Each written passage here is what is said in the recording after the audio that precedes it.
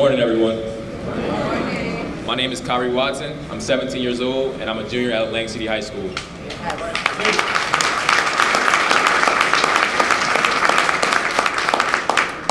I'm a part of the boys basketball team, all while maintaining various honors courses.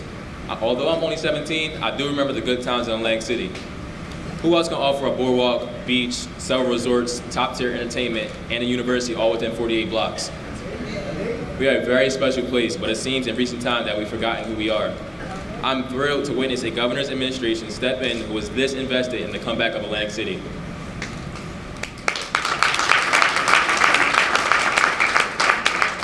I'm looking forward to the economic development strategies the state could assist and implement to ensure more businesses come to Atlantic City and more of AC's college kids come back home upon college graduation.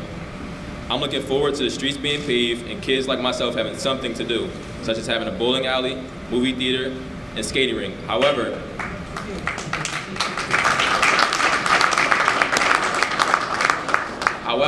I do have the extreme confidence in the woman I'm introducing and the entire governor's administration in helping making these things possible. Without further ado, it's my honor and pleasure to introduce to you Lieutenant Governor Sheila Oliver.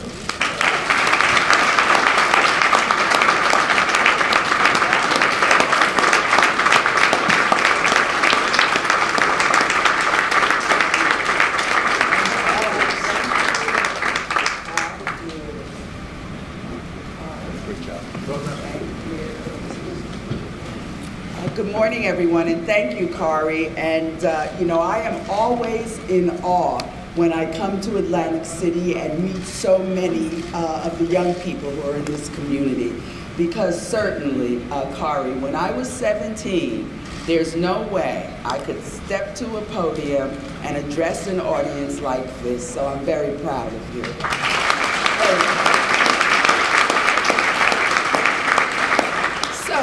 Good morning, everyone. I am so pleased to be here today to talk about the next phase of our work here in Atlantic City.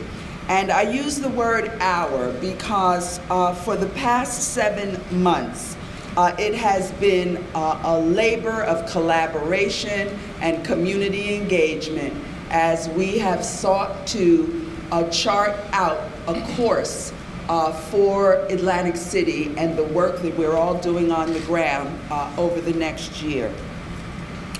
It involves the state, the city, public servants, business, stakeholders, educational and health institutions, churches, synagogues, faith institutions, law enforcement, civic associations, community groups, and cultural organizations, to name a few. Since our administration was fortunate enough to have Governor Murphy create an executive order developing an interdepartmental cabinet council and creating a mandate that each one of our state agencies get intricately involved with all of the kinds of groups that I just described. The collective and collaborative effort to renew Atlantic City has been a consistent theme of the governor since we took office, and it is absolutely producing results.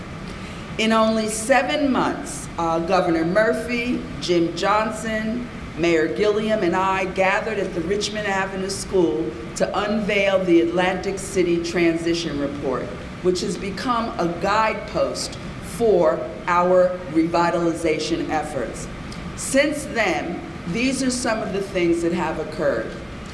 All city employees have received in-person ethics training. City supervisors are all taking certified public manager training administered by Rutgers University. Work is currently underway to develop a citywide master plan. A citizens advisory board is up and running to improve communication between the community and the Atlantic City Police. Atlanticare is developing a $38 million medical arts building that will house maternal, fetal medicine, an urgent care center, outpatient dialysis, psychiatric care with an emphasis on opioid addiction, and other critical services. Plans for a new supermarket are underway, and a neighborhood coordination officers program to strengthen community policing has been authorized and funding has been secured. We expect the program to begin by June, if not before. This is only a snapshot of the progress that we have made together. These successes are changing the narrative in Atlantic City and showing the broader community that the city is a vibrant place where positive things are happening. To keep this momentum going, we are releasing today the Atlantic City Implementation Plan, which includes input from the Atlantic City Executive Council, experts from around the country, state agencies, and most importantly, citizens who shared their perspectives at a town hall meeting in January at Boardwalk Hall, where we had the opportunity to engage with over 500 citizens from the Atlantic City community.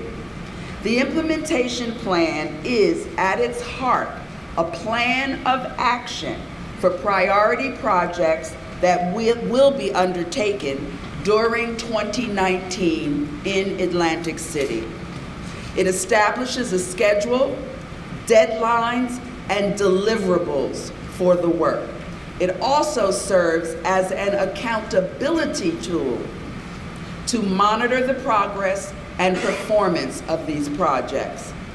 Accountability is critical because we recognize wholeheartedly that past promises made to city residents in Atlantic City very often never materialized. We've heard residents' frustration about what has happened before. Now we are hearing that people have hope that something good is indeed happening. Yeah. We are doing better. And this plan that will be rolled out today will help ensure that we will continue to do better. The projects in the implementation plan cover several major areas: government effectiveness and accountability, economic development, workforce development and job creation, public health, public safety, youth development, civic and cultural development, and public finance. For example, in the coming months, we will be promoting new foreclosure relief and housing counseling programs. We'll be completing a master plan for the city, beginning summer programs for the city's youth, building a citywide calendar promoting all civic events, and creating a programming strategy to reinstitute concerts at Gardner's Basin. Yeah. And community festivals to promote unity and pride in Atlantic City. Because this plan is built on community input and collaboration, it does require collective responsibility. Any community that you see or experience that is vibrant, that is ever-changing, that is making progress, those communities require the full participation of the residents of that community. And we want you to know, we do not believe in this administration, nor amongst the people who are serving on the Atlantic City Executive Council. We do not believe in top-down leadership. We believe in bottom-up leadership.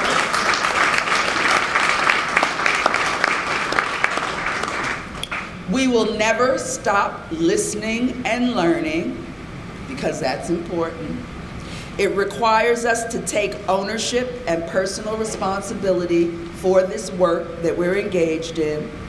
I am confident that the implementation plan will be successful because the state, the city, the community, stakeholders, anchor institutions, local businesses, we all have skin in the game.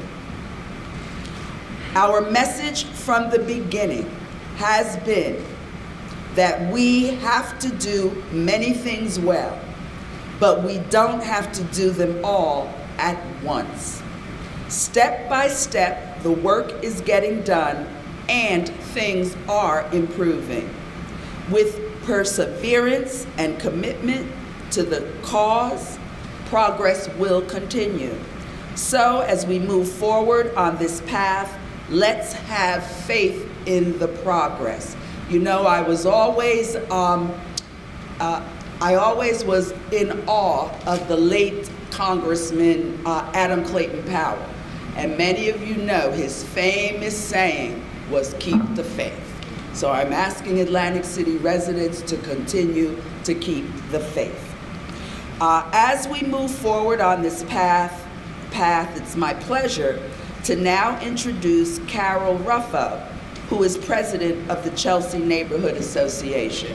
And as Carol comes up, let me just take a moment to personally thank all of the members of the Atlantic City Executive Council, all of the subcommittees, the Gilliam administration, the county administration, all of the stakeholders in all of the groups here. We would not have accomplished what we have accomplished in the past 7 months without your commitment and engagement. And it goes without saying that Jim Johnson is like a knight on a white horse.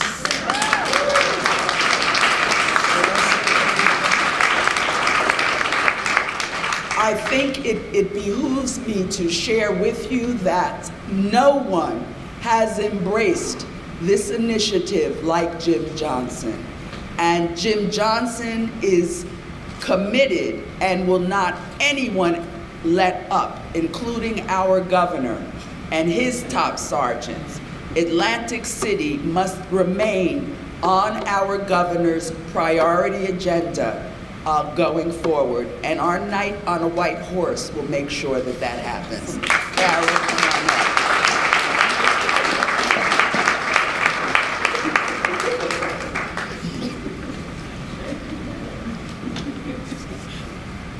Thank you, Lieutenant Governor.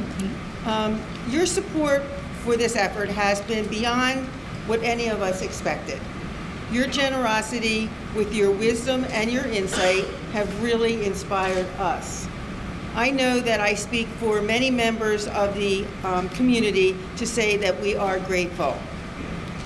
As many of you know, my family goes way back in Atlantic City. They go back to the 1800s, and they were a family that came over from Sicily and came to Atlantic City, and they were the original settlers of Ducktown.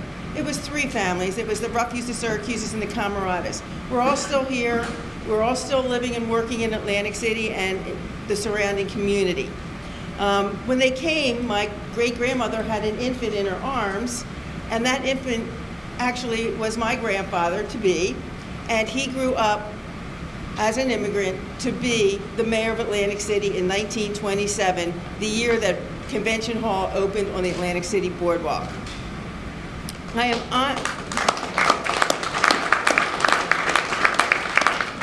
very proud to be, people come in and they say that they've been in Atlantic City since gambling, or they've been in Atlantic City for 30 years. We've been here since the 1800s, and I'm very proud of that. I'm honored to have been appointed by Mayor Gilliam to represent the residents and the small businesses throughout the Atlantic City area through the Civic Associations of Atlantic City United. And we are so proud of what Atlantic City has been, and we are looking forward to the future of shared prosperity for all. We are rising. We know that what it has taken and that what it will take, more than just any one single leader, for us to move forward. We know as a community we can do better for our kids. We've done that before. We know that we can do better for our seniors. We have done that before. We know that we can add it in, and we know we can do it in the new world if we do things that we have never done before. I am a proud member of the Executive Council of Atlantic City, where we bring stakeholders from all across the city to work in our for our common challenges and to develop a common dream. We haven't done that before. We have a team with roots here and from Trenton working together to put initiatives that will raise the city of Atlantic City up. The state has never done that before. We have trained facilitators and held meetings to ensure that all citizens' voices are heard. We not only heard your ideas, they are now the implementation project and plan. If you want to be different, we have to be willing to try something different. If we do that, we can go places we have never been before, all of us together. Thank you, and now I am honored to introduce the Mayor of Atlantic City, Mayor Frank Gilliam.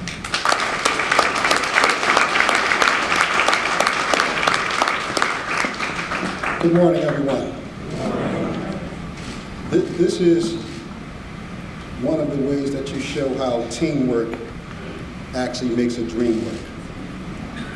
Coming into office last year was probably one of the most, I can say, one of the most turbulent times in the history of the city of Atlantic City. We had a governor that actually looked at the town as a wasteland. We had no relationships with state or local entities. But then something changed. And we had gotten a commitment from Governor Murphy and LG Oliver. And I can honestly say it's been a pleasure to actually work alongside the Lieutenant Governor, because she has not wavered one iota from her commitment to the city of Atlantic City. So let's give her a round of applause.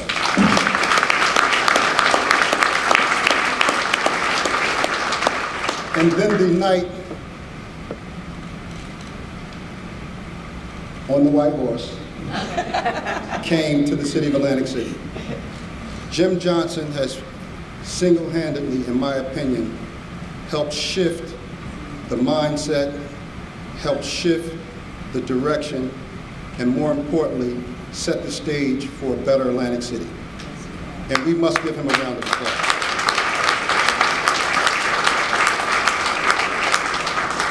As you heard, the many things that we've accomplished thus far, and there has been a lot of progress. We have a lot more work to do, but nevertheless, we have a blueprint and the implementation plan that's going to allow us to get there. This is an organic implementation plan because it comes from the voice of the people, and as Lieutenant Governor said, this is not a plan that came from the top down, it came from the bottom up.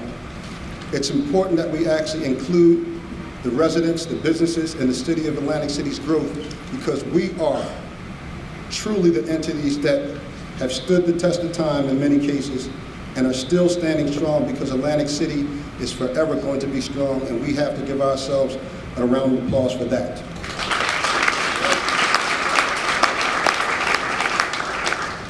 Today is a result of hard work and teamwork, as I said.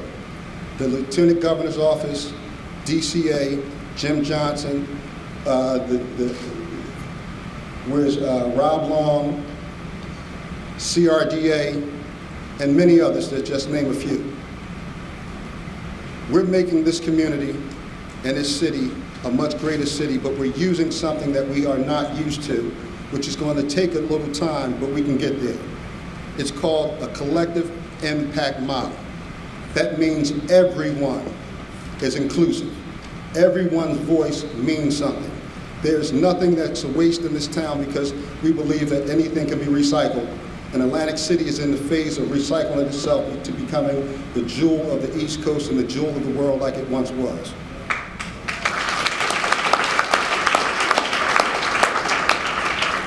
Together, we have worked with the state, the county, and more importantly, you as the community. We will continue this work together because we have a shared vision, and that's making sure Atlantic City prospers, and not just the business sector of Atlantic City prospers, the neighborhoods, the residents in the community, and more importantly, the children of Atlantic City must prosper.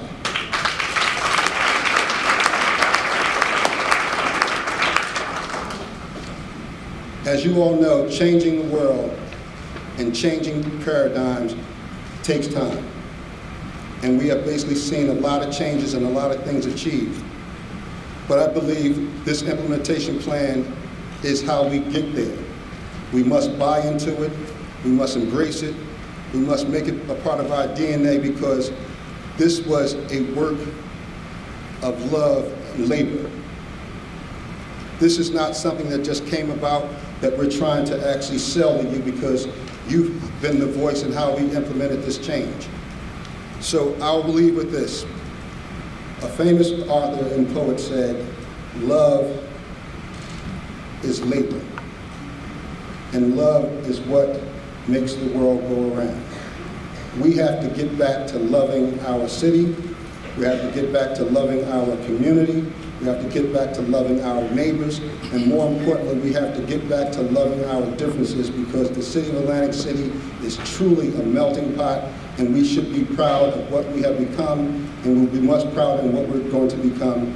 Thank you all, and I appreciate your time.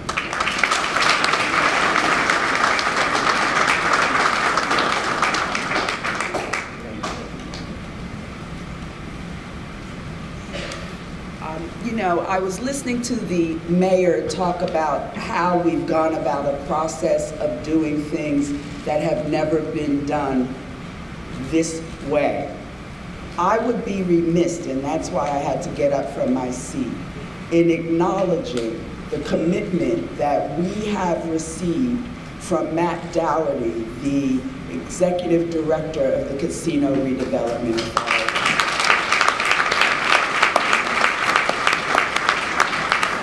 You know, I'm a Jersey girl, so I know the history of our state and the things that has happened.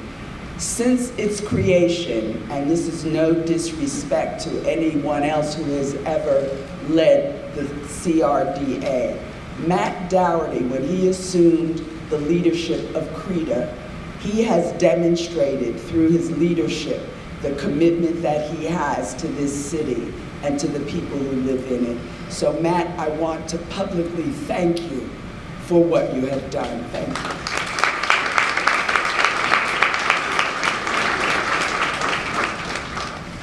Good morning. Good morning. Now, I've seen you all work. You can do a little bit, you have energy, so good morning. Good morning.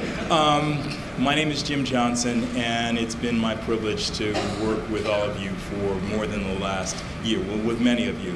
And those who haven't worked with us, we're coming. I wanted to do a couple of things, and then we'll open up for questions. One, express gratitude. This plan, we've got a new version of our color. This actually looks like dawn because it's a new day. This plan truly is a collective effort.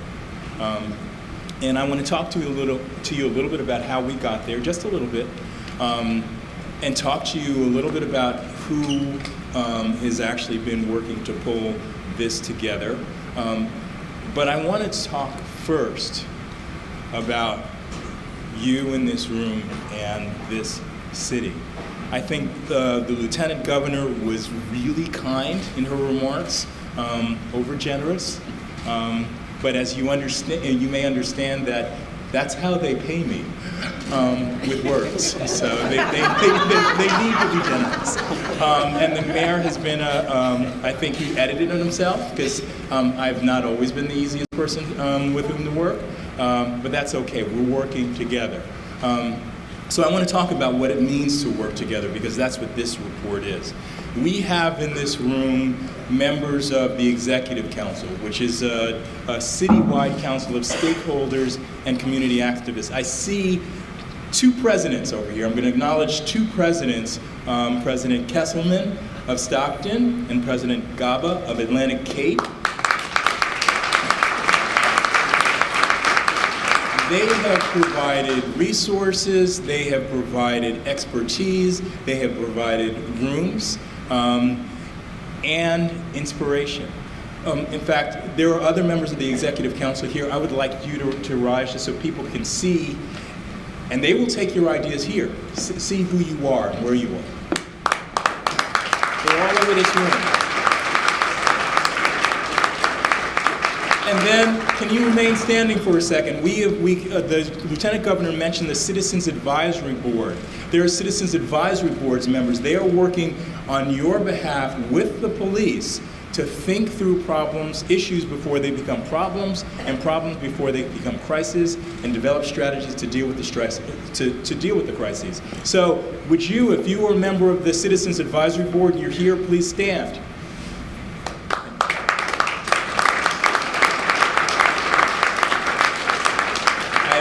And please remain standing. I've actually never seen Steve reluctant to stand before. Yeah, he's giving me the side eye like it's okay. These are some of the people that are working together, but really working hard without recognition are people who have served as facilitators. Facilitators at the town hall in which we got the community's ideas, and facilitators most recently this week at a social services town hall, where we focused on what everyone is doing in Atlantic City to lift the city up. So if you're a facilitator and you're in this room, and I've seen some of you, please rise so you can be acknowledged.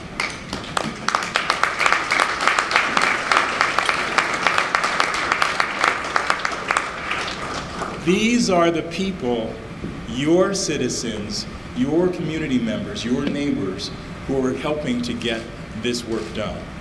These are the folks that actually helped contribute to and drive a lot of the issues that are raised in this implementation plan. So when the Lieutenant Governor says that this is your implementation plan, you have a good reason to believe it, because you know the folks that we're working with, you know that they have been active, and you know that they deliver, and we're going to continue to deliver. I want to talk very briefly about the project office.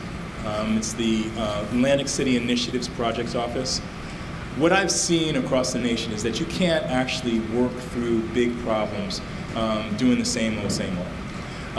And you often have to put together a team that is devoted to just working the issues. And the issues have been identified by the community. They have been, we've consulted experts. But at the end of the day, the job has to get done. How many of you have been in a meeting, and I wanted you to raise a hand, in which everyone said, that was a great meeting, and no one gets an assignment, no one gets a tasking, no one even sends around notes of what happened at the meeting, but it was a great meeting. We believe in conversations with consequence. We believe in commitments that matter, and that's what we've done in this plan. At our most recent Executive Council meeting, I held up a draft to the plan, and all the members of the council had been given an opportunity to read it and to comment on it, and note that they are listed and given assigned tasks. You see a spreadsheet with assignments on it. And I said to them this: you have 24 hours before we go to final. If you want to be taken off of something, now is your time, because when we go public, all of us are on the hook. So take note of who's noted, take note of the names. That's our commitment to you, that we're actually going to get this work done. That's vitally important.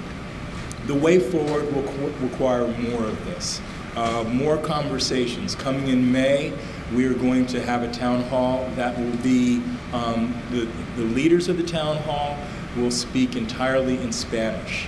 One of the things that we heard is that members of the Hispanic community did not attend in the town hall earlier because they didn't feel necessarily that they were going to be welcome. That if English wasn't their first language, that they were going to have a hard time keeping track. And participating in roundtable discussions was going to be difficult. So we could do one of two things. We could say, okay, well, folks, you can catch up. Or we can say, you know something, you're right. We made a mistake, and we're going to change that. and we're going to fix that. So in May, we haven't yet settled on the date, but we have a range. In May, we will have, at least as far as I know, the first ever town hall led by the government in Spanish to make sure that voices are heard.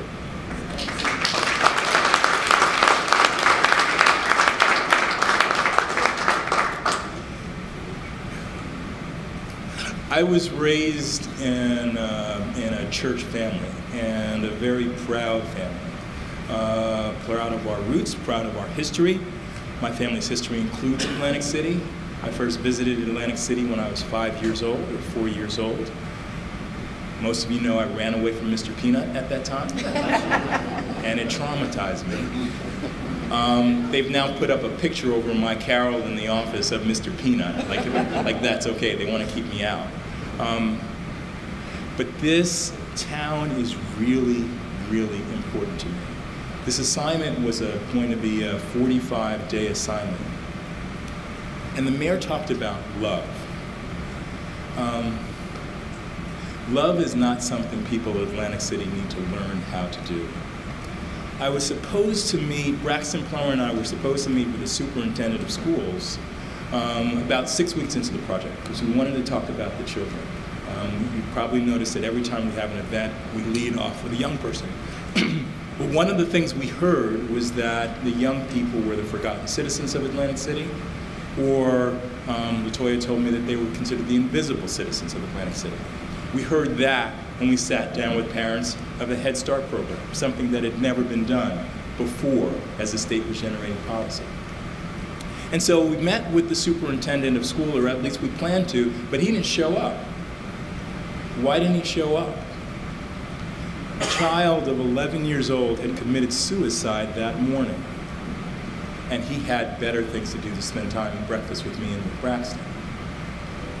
It is fitting that we're meeting in this room, because that child's funeral was in this room. Ninel Langford, who is in the back of the room, who could teach all of us how to love better and more and profligately. That means generously, sorry. She organized the funeral for the child. She later told me about it. And what she told me is why we've all stayed. She said that the young man, he was laid out, there were balloons, there were flowers, his football uniform was hung up and framed. Many people gathered, and it was an appropriate and a loving occasion. But here's the thing. And I don't stop for a second, and she told me the rest of the story. One of the little boy's friends, and I think it was somewhere off to the side that they had been gathered, Nino made space for the young man's friends to then come in separately and view their friend. Most of them cried. One looked at her and said, "Wow, look at all the stuff he got." Think about that. In this town, there's a child who could lose a friend and feel envious because of the quality of his funeral. That's what this work is about. That's what this work has to be about. That's why if you haven't signed up, if you haven't stood up for a committee, if you haven't sent us a note, participated in a conference or anything else, that is why you should join with us. This is a big plan. It's an ambitious plan. It depends on everyone pulling together. As the mayor said, collective impact. It took many hands to get to the point that we were in, say, a year ago. Many hands bear responsibility for how Atlantic City looks. But many people will share in the glory as it rises. Join with us. Commit to that. Let's move forward together. Thank you.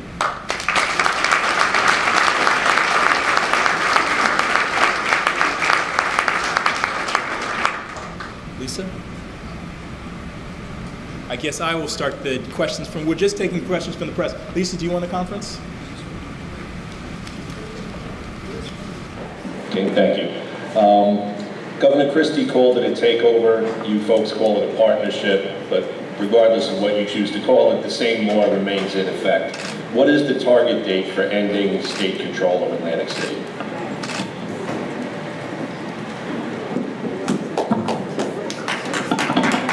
As you are aware, the Municipal Stabilization and Revitalization Act was a 5-year statute.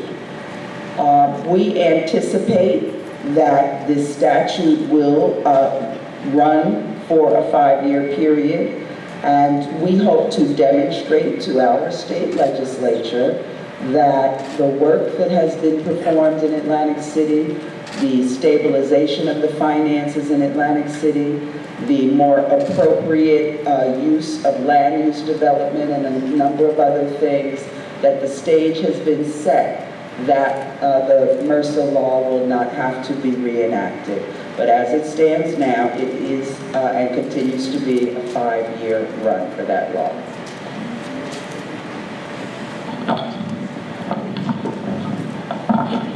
So you touched upon a number of, in the report and what you highlighted, you touched upon just mainly public safety and health, but you didn't really touch upon the main reasons of the takeover, which was the city's finances. There's not much in the economy beyond casinos. Why wasn't any of that brought up today? It doesn't seem like there's much of that in the report. The report from the release this morning. Your question is what led to the legislature going in the direction of MRSA? Is that the question that you're asking? Well, if we turn the hands of the clock back, we know that Atlantic City experienced a significant reduction in their tax ratables. We know that 5 casinos left Atlantic City. And if we looked at the regulations that govern the industry in Atlantic City, losing 5 casinos significantly impacted the economic stability of AC. We also experienced the real estate bubble that crashed in 2008. And that impact was felt here in Atlantic City. Atlantic City has been identified over the past few years as the one city in our state with the highest level of foreclosures. We also experienced in the city a concomitant non-reaction to a reduction in revenue. And Atlantic City had grown so accustomed to having that level of revenue coming into its coffers. As the revenue began to decline, no one got back to the drawing tables and said, well, we're not getting that amount of revenue. We have to right-size our government and everything else. The state then was placed in a position of having to infuse a significant amount of money in order to keep the government working in Atlantic City. And it was felt that we could not ask the taxpayers of the entire state to finance the municipal operations. Now, I will tell you, I was a member of the state legislature when MRSA came about. I did not support the Municipal Revitalization and Stabilization Act.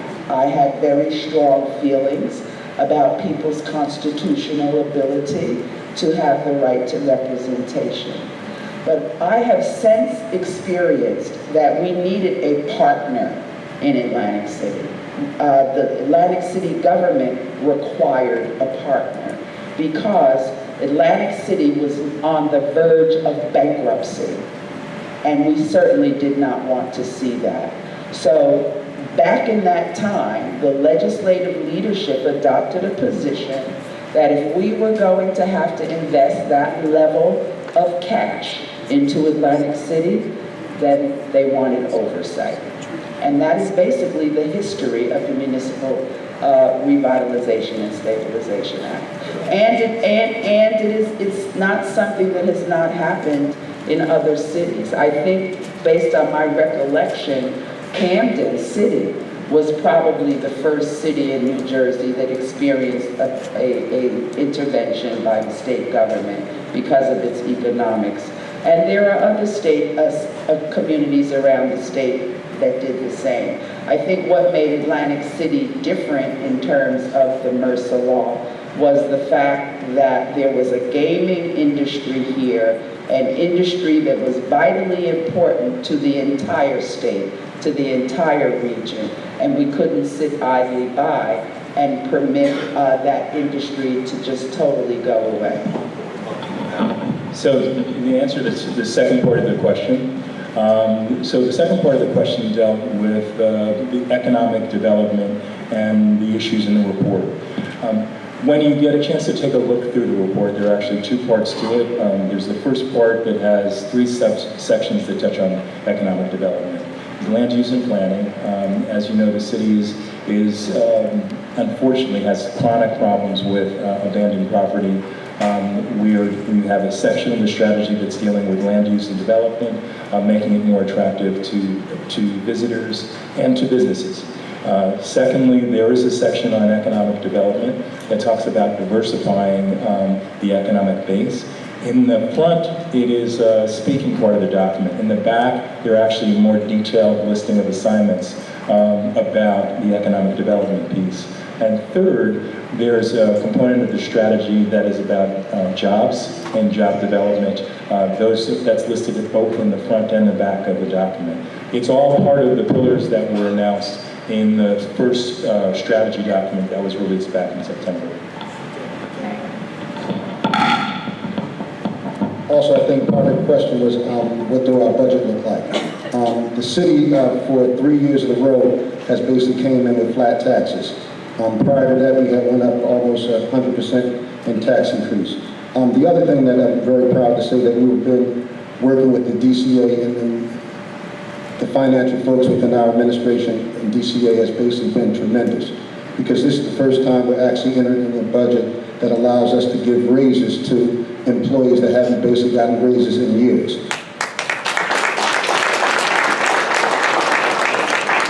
And more importantly, I think that if you look at the global outlook of Atlantic City's finances, we're almost an anomaly.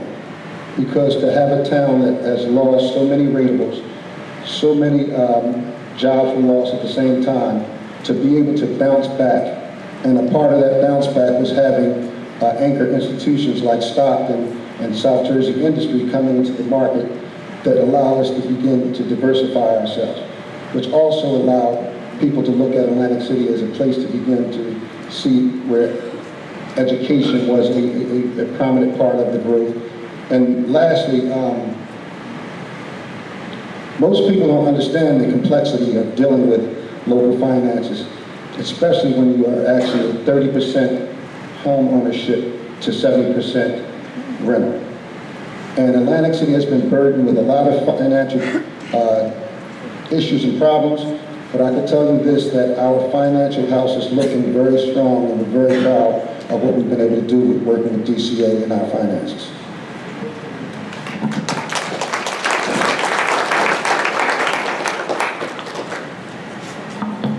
There was discussion in here about employment, and that's a big thing in this city. And two questions I have are, is there training that is going to be implemented for young people, for teenagers like we saw? And also, a lot of people in this room know that it's, once you check yes under, are you an offender, it's kind of a thank you next for that. So what are they going to do as far as touching on that population and getting those people jobs so that they can get back on the path that they want to?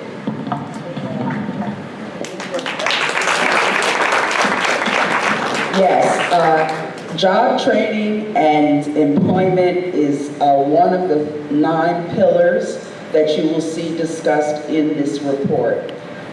We are very focused on beginning to train people for jobs of the future. We know that we are moving into a highly technical job market. We know that innovation, eds and meds, is something that has helped many cities, provide new types of employment.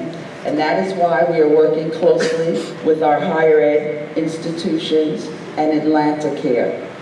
We also are focused on the issue of reentry, the terminology that is commonly now used.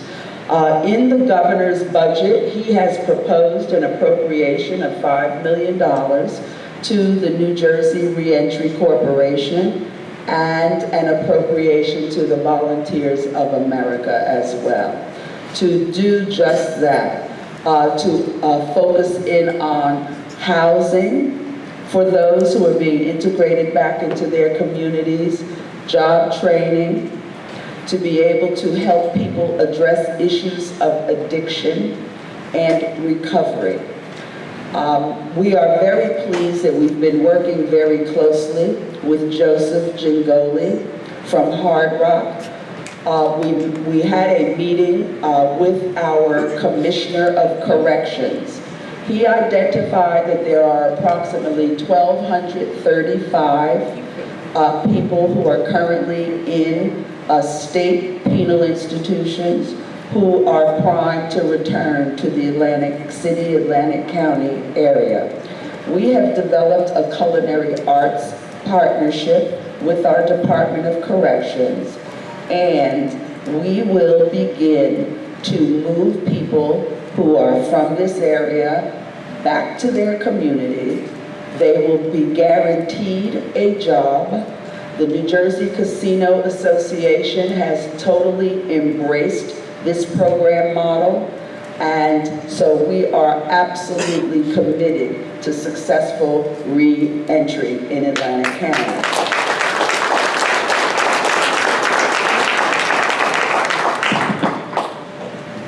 To one of your points you mentioned about checking off the box. The city of Atlantic City was probably one of the first cities, maybe 8 years ago, that actually created Ban the Box. So the applications in the city, we no longer ask any employee or potential employee, do they have a record? We did that with the intention of hoping that the other industries would follow suit, because we realized that a returning citizen from incarceration could become either an asset or a liability.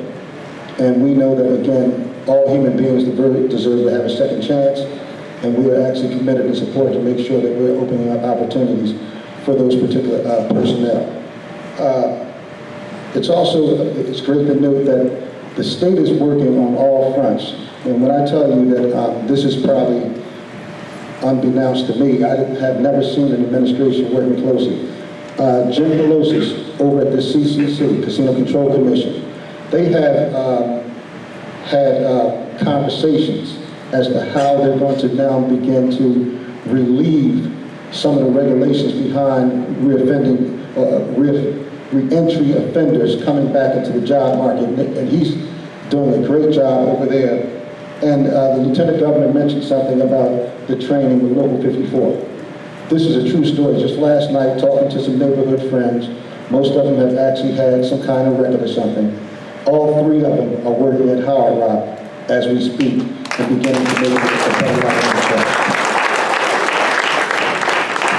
I also want to add, earlier I made reference to the fact that the governor's executive order has created an interdepartmental council, and our Department of Transportation has entered into a collaboration with the New Jersey Reentry Corporation, and we are in fact hiring people through the Department of Transportation for permanent positions within the DOT. We have time for some more questions.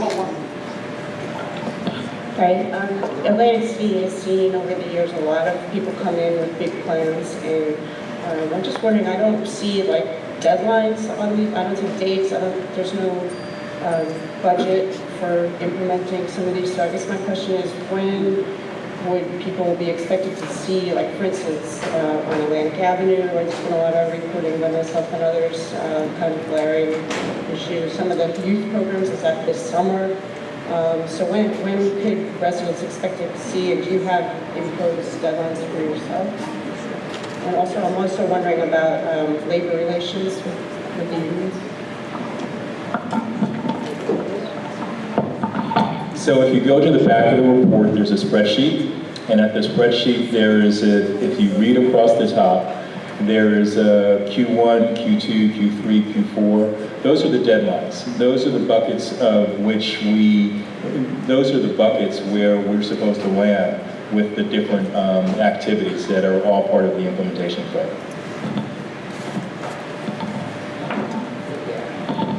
And in terms of, for the summer, yes, there are employment programs that will operate this summer as a result of this work. There are pre-college programs that youth in Atlantic City. By being here one day, I happened to learn that there is an Atlantic City Ballet. And my office will be funding the Atlantic City Ballet to do after-school and year-round programming.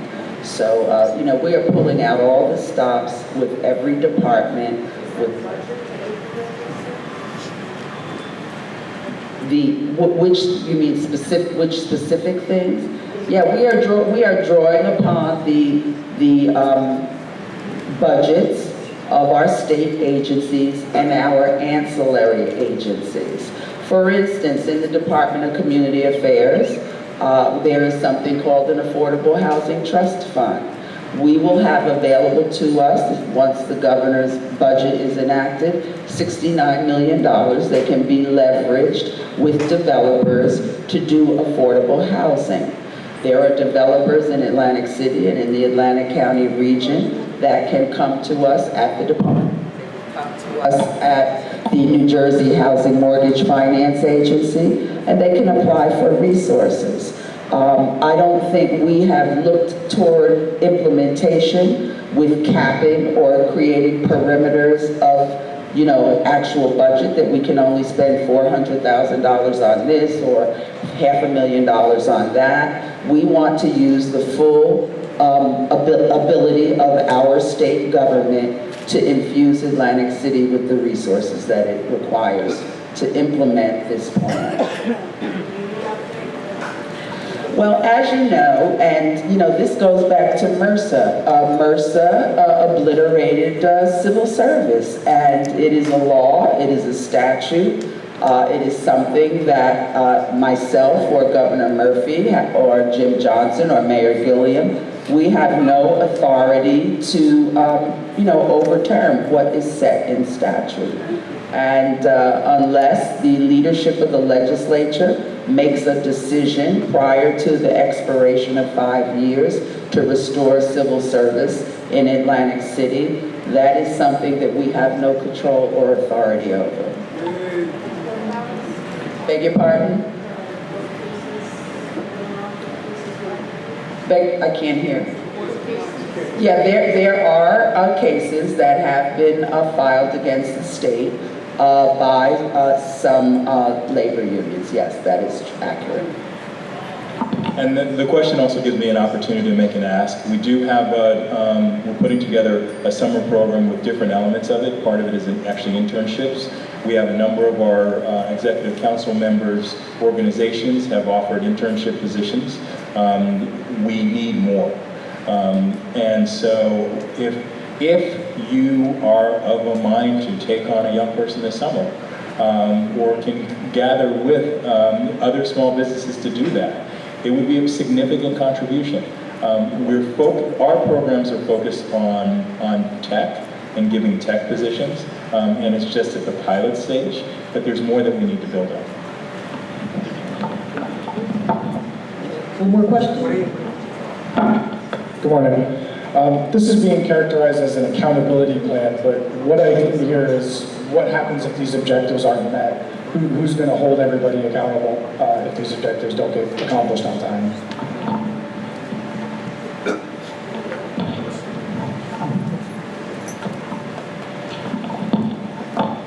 What makes this plan much different than any other plan is this is something that was actually implemented by the people. The people will have the ability to gauge what we call OKRs, objective and key results. I don't foresee this plan failing because it really means that, again, the collective impact means that everybody collectively has an opportunity to make sure it does not fail.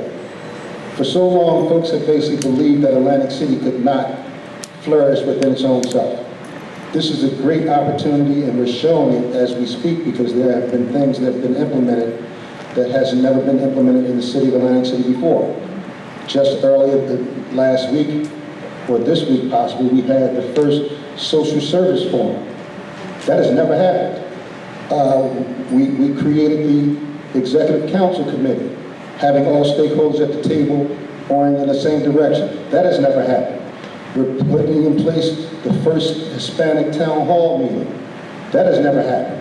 So again, I think the Debbie Doubters of Atlantic City need to jump off that horse, get on this new ride because we're on our way up and we're moving forward.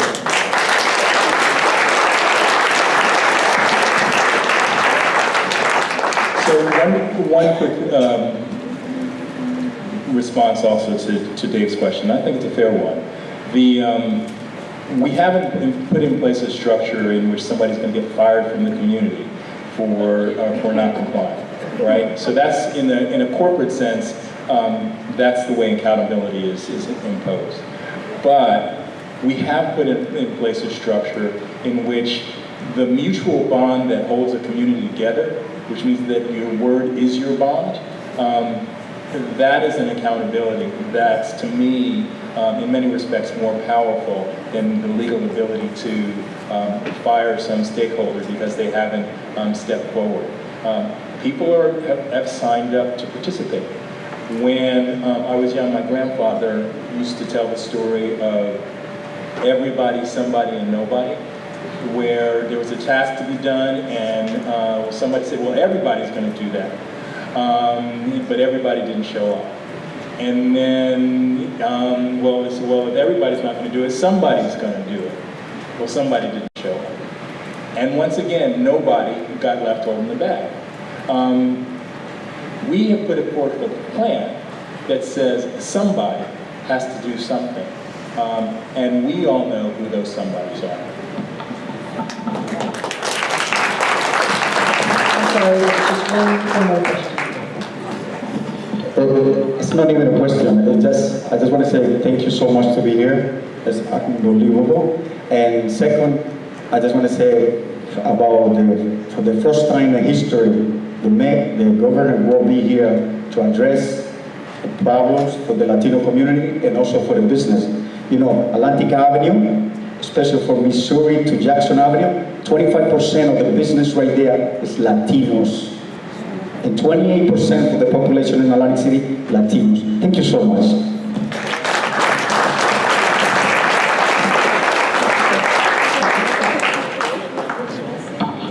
Hi, my name is Henrietta Shelton. I'm president of Chickamauga Beach Historical Foundation, and we've been in the city for 20 years, giving back to the members and the residents and the tourists of Atlantic City, as well as the students.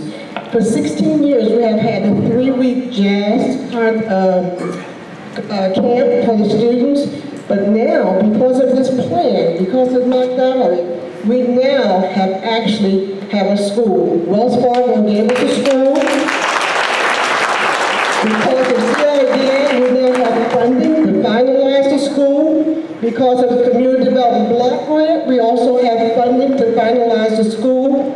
We are now implementing a statewide children jazz band. We're in the process of doing that now. So we are a success story. For 20 years, we've been trying to implement this. We want the Jazz Hall of Fame. This is a small portion. We actually have a school that we're getting ready to implement right now.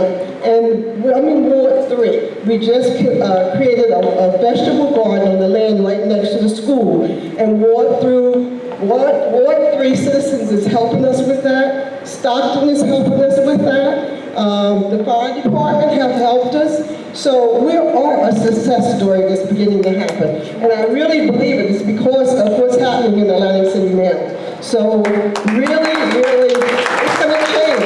We're a product of that change. And we've been fighting for 20 years, and this is the first time we've gotten this far. Thank you. Thank you very much. Thank you for coming.